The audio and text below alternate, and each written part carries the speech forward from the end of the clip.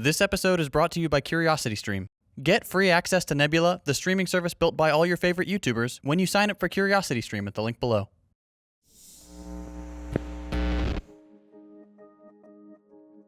Vice, ESPN, and the History Channel. What do these three media outlets have in common?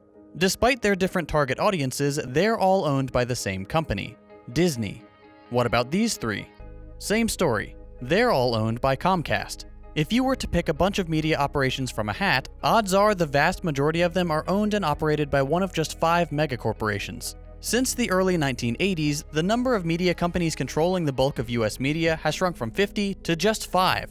We've gone from a media landscape operated by a reasonable number of controlling interests to a reality dominated by near monopolies, just barely sneaking under the enforcement of antitrust laws. In this episode, we're going to talk about the consolidation of American media in the hands of a few ultra-powerful companies, and what that means in a time when the very wealthy have outsized influence over public policy. Before we begin, it's worth noting that corporate deals, acquisitions, and mergers happen all the time, often with little to no coverage. It's quite possible that by the time you watch this video, some of these data points will have changed. But unless something truly cataclysmic happens, the vast majority of US media will still be under the thumb of one or more of the 5 supercorporations we're about to discuss. So, without further ado, let's meet the Big 5. Comcast, Disney, National Amusements, News Corp, and AT&T, taking the spot from Time Warner, which it acquired in 2018 for $109 billion. You probably guessed that Disney was on the list, since they've had some seriously high-profile acquisitions in recent years, most notably Marvel and Lucasfilm. But I'd be surprised if you've ever heard of National Amusements or News Corp. These incredibly bland names and their lack of public-facing operations are intentional. Why draw attention to yourself as one of a tiny number of corporate behemoths when people only care about a select few of your properties? Whether you're watching CBS News, scrolling through GameSpot, or reading a book published by Simon & Schuster, you're padding the enormous wallet of National Amusements. And you'd never suspect that these 3 very different operations are run by the same company. The same goes for News Corp. They own National Geographic, Fox News, and HarperCollins. Altogether, the Big 5 are worth over $400 billion, controlling something like 90% of all US media, including news networks, Hollywood movie studios, and print publications, and they reach nearly 100% of all US households. And, fun fact, much of the remaining 10% is owned by only slightly less giant multi-billion-dollar corporations, like Sinclair, which, as you may remember, got itself into hot water by blasting out a propaganda broadcast over hundreds of local US news channels. One-sided news stories plaguing our country. So, how exactly are they allowed to do this? Surely having just 5 companies dominate the nation's media is considered monopolizing, right? Well, no, but just barely. Let's look at what it takes to be considered a monopoly.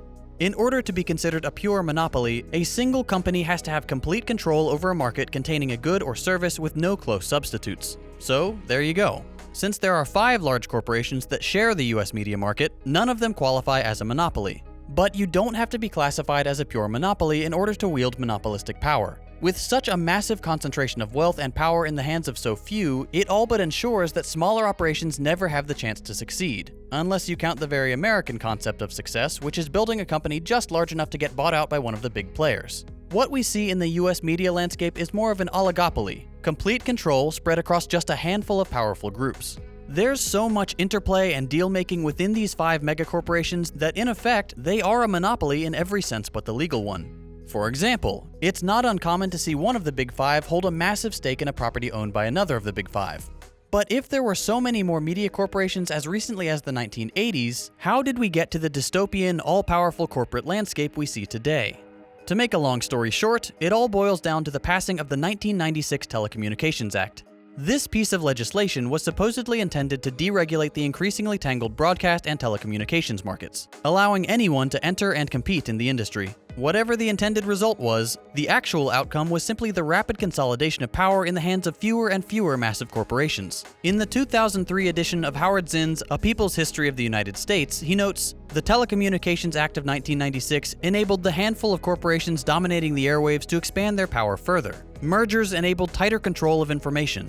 He was right, and it only got worse. The decade before the Telecommunications Act, 50 companies controlled the majority of the media landscape.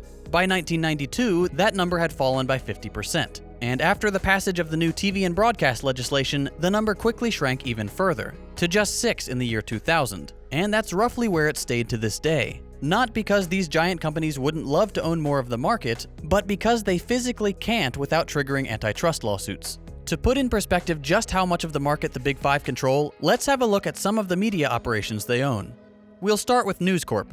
Rupert Murdoch's empire owns Fox, including all of its branches like Fox Sports and 20th Century Fox. It owns FX, GQ, The Wall Street Journal, Sky News, HarperCollins Publishing, The New York Post, National Geographic, Zondervan, MarketWatch, and countless others. National Amusements owns CBS and its branches. It owns Paramount, Nickelodeon, MTV, BET, GameSpot, VH1, Comedy Central, The Smithsonian Channel, Spike, Showtime, Simon & Schuster, Game FAQs, CNET, and Viacom, once a major player in the media world itself before being consumed. AT&T, the newest member of the Big Five after acquiring the massive Time Warner, controls CNN, HBO, Cartoon Network, Warner Brothers, DC, TBS, truTV, Cinemax, TNT, Adult Swim, part of Hulu, Turner Classic Movies, Time Magazine, Rocksteady Games, and Time Warner Cable, to name just a few. Comcast, which has a well-deserved reputation as a thoroughly evil corporation, owns NBC, MSNBC, USA Network, Sci-Fi, Fandango, Universal Pictures, Focus Features, Working Title Films, Rotten Tomatoes, Bravo, Oxygen, Big Idea, part of Hulu, MLB Network, NHL Network, and dozens of internet ventures. And finally, everyone's favorite family-friendly corporate overlord, Disney. Disney owns ABC, Pixar, DreamWorks, ESPN, Lifetime, The History Channel, Marvel, Lucasfilm, Hollywood Records, Touchstone Pictures, Vice, plus a giant swath of the comic book industry thanks to their acquisition of Marvel. And of course, these are only a small sample of the media operations owned by the Big Five. Odds are, if you can think of a network you watch, you'll find it's owned by one of them. The one main exception you may have noticed is Netflix. Netflix, while not outright owned by any of the Big Five, is owned in part by a number of large interests, some of them very shady, like the well-known BlackRock, the world's largest shadow bank. So really, no matter what your network preferences, you're only being offered the illusion of choice. In reality, almost everything we watch or read, whether on TV, online, in theaters, or on the pages of a book, newspaper, or magazine, is just a tentacle of the enormous kraken that is the corporate media landscape. No matter what perspectives these outlets offer, remember that they're all owned by the same ultra-wealthy business interests, and they have their own agenda. The Big Five own all the major news networks, and the messages they put out are designed to reinforce the status quo, peddling minor aesthetic disagreements and diverting attention away from serious societal problems. This is simply the natural conclusion of the hyper-capitalist system we have in the United States. Powerful companies will grow larger and larger, consuming smaller companies that can't compete, acquiring more and more properties until they've reached the very limit of what could be considered legal, thereby dodging antitrust laws and maintaining the maximum amount of power, profit, and cultural significance. And this is only one area of the American market. Every other aspect of American life is becoming similarly consolidated, from pharmaceuticals to energy to manufacturing. The threat of the monopolization of every area of modern life is real, and its consequences could be disastrous and far-reaching, except for those pulling the strings at the very top. If you've watched my last few videos, you'll have noticed that YouTube has been demonetizing a lot of them. That's why some of my creator friends and I teamed up to build Nebula, a streaming platform built by and for YouTubers like me, so we don't have to worry about demonetization.